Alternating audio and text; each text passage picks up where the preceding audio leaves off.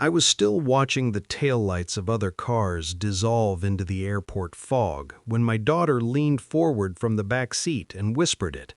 "Mom, we can't go home. I heard Grandpa and Uncle David planning something bad for us." I didn't turn around. I didn't ask questions. I just put the car in drive and followed the instinct that had kept me alive long before I learned to name it. Some betrayals announce themselves with screaming. The dangerous ones arrive as whispers. I met my husband when stability felt like love. He was calm, reliable, born into a family that prized control and called it tradition. His father shook my hand like he was measuring my worth. His brother smiled too quickly, asked too many questions. I told myself that discomfort was just adjustment. I married into their house, their holidays, their rules. I learned early that silence was rewarded and curiosity punished. For years, I played my role well. Then my husband started traveling more. Business, he said, always business. I drove him to the airport that morning like I always did. Kiss, smile, a promise to call. Nothing unusual, except my daughter's hands were shaking.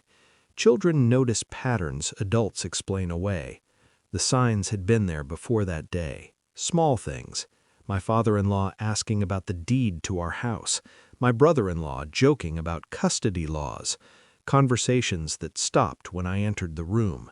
My husband urging me to sign documents I hadn't had time to read. I noticed. I cataloged. I stayed quiet. Control isn't loud. It's patient. When my daughter spoke, something ancient in me sharpened. I didn't need proof yet.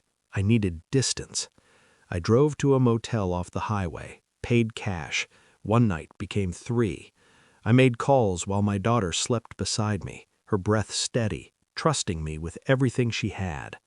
A lawyer first, then a friend who worked in finance, then another who owed me a favor from a lifetime ago. I didn't cry. Crying wastes time. The evidence came quickly once I knew where to look. Emails between my husband and his father, a plan to declare me unstable, a trust I was never meant to see, a contingency for removing my daughter temporarily while I was evaluated. They had mistaken my silence for weakness. That was their first mistake. I documented everything, backed it up, printed copies. I changed passwords, froze accounts they thought I didn't know existed, filed paperwork before they realized the board had shifted. I became meticulous. Revenge isn't rage, it's preparation. When my husband landed overseas, his access vanished. Cards declined, accounts locked. His father's lawyer received documents that morning, evidence of fraud, coercion, and intent.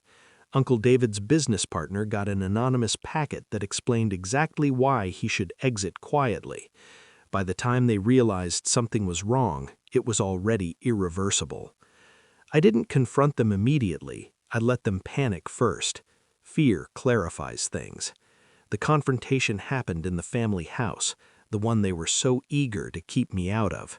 They expected tears, accusations, a woman unraveling.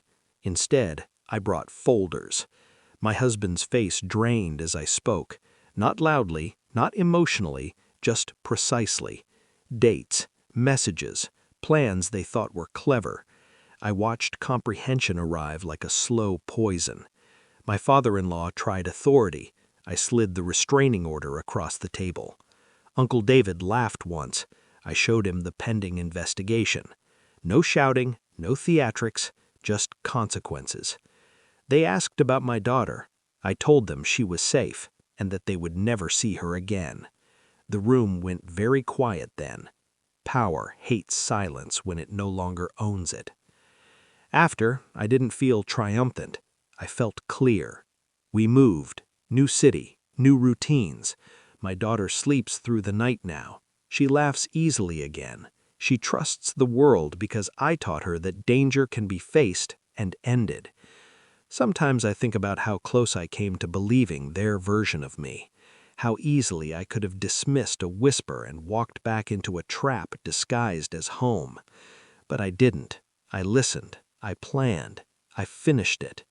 Justice doesn't always wear a uniform. Sometimes it looks like a mother driving past an exit and never looking back. And sometimes the most satisfying revenge is knowing that the people who tried to erase you now live very carefully because they know exactly what you're capable of.